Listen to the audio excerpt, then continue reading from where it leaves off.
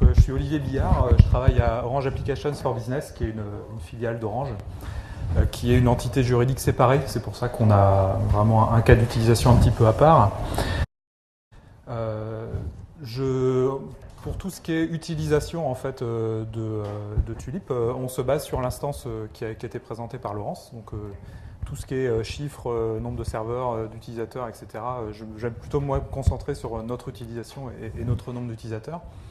Donc Orange Applications for Business, donc c'est une filiale Orange qui gère plutôt tout ce qui est B2B, B2B2C, etc. Et puis sur des activités qui sont l'expérience utilisateur, le big data, et puis en gros le machine to machine.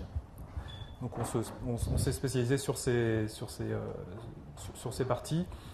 Une partie de nos projets, je dirais entre 30 et 40%, est faite pour le groupe Orange, donc pour des projets internes, et c'est dans ce cadre-là qu'on utilise l'instance Tulip Orange qu'on appelle Orange Forge ici. Je fais partie en fait de la direction technique d'Orange Applications for Business. On a à peu près on a 2800 personnes et 1500 développeurs à peu près. Je dirais que grosse maille, en termes d'utilisateurs, on doit être à peu près à 200 utilisateurs qui ont accès à la Forge Orange au jour le jour, sans compter les personnes qui sont directement en assistance technique au niveau du groupe, quoi. Voilà, donc ce que l'on utilise le plus dans nos projets, donc en plus de ce que Laurence a pu citer, dans les projets que j'ai pu accompagner et que j'ai pu voir en interne, on utilise beaucoup tout ce qui est dépôt Git, Subversion aussi, mais la direction technique a passé SVN, on va dire, au label Legacy, et on est vraiment le type de dépôt qui est préconisé maintenant, c'est dépôt Git.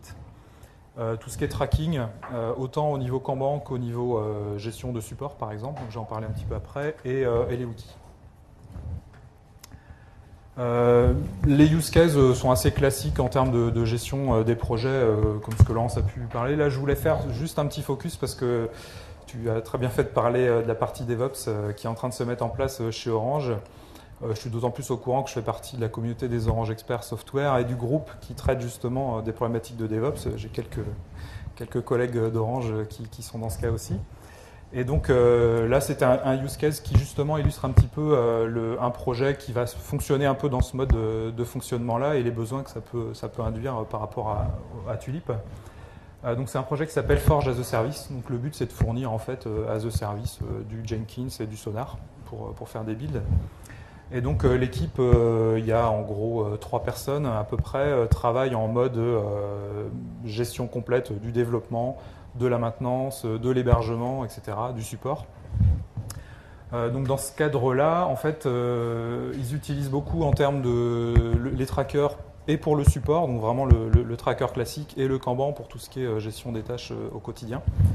Et il y a énormément de besoins là-dessus et de propositions d'amélioration que je vais parler à ce niveau-là. On est peut-être un cas un peu typique, je ne sais pas.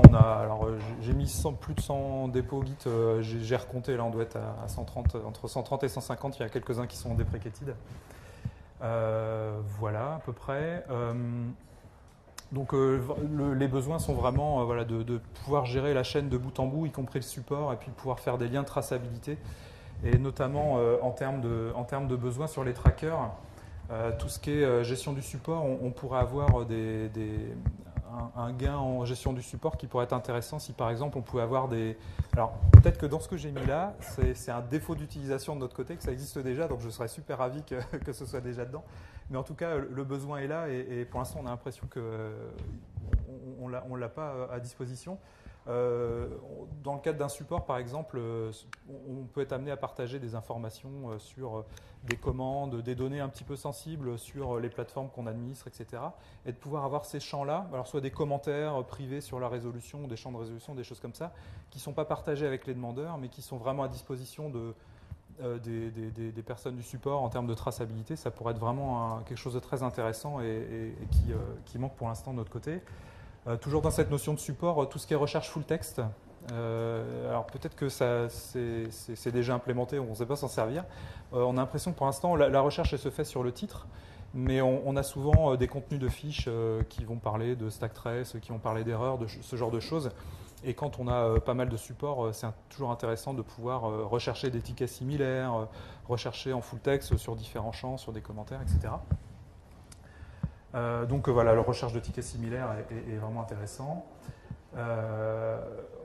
On n'est pas parvenu non plus à faire un tracker, donc disponible, un tracker de support, donc disponible aux utilisateurs d'Orange, mais qui ait une visibilité restreinte sur le ticket. C'est-à-dire qu'il n'y a que le demandeur, s'il va passer des informations un petit peu sensibles, des adresses de forge, des données de connexion, etc., de pouvoir y accéder. Et c'est le dernier slide. Au niveau de Git, ce qui pourrait être vraiment intéressant, c'est alors on a tendance en DevOps à allier un petit peu la documentation avec le code et de gérer la documentation comme du code. Hein, donc on vise souvent des formats type Markdown, ASCII-Doc, etc. Et de pouvoir avoir une preview de cette documentation-là pour pouvoir facilement naviguer dedans, ça pourrait être intéressant. Ou alors faciliter peut-être le lien avec MediaWiki là-dessus. Peut-être enrichir un petit peu tout ce qui est navigation, visualisation du code, gestion des diffs. Il y a quelques petites lenteurs. Alors ça peut être lié aussi à l'infra, donc non mais au serveur, au stockage, etc.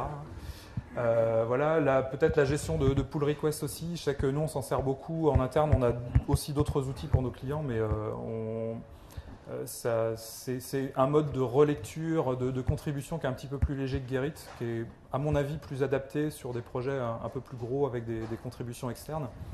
Et ce format de pull request est assez intéressant en termes de facilité d'intégration de code, de relecture de commentaires.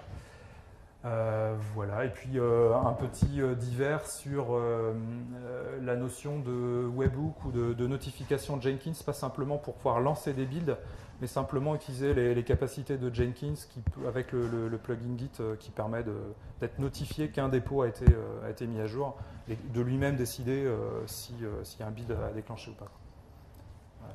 J'ai une question concernant Oui. Jenkins. Apparemment, tout le monde utilise Jenkins ici, au GitHub.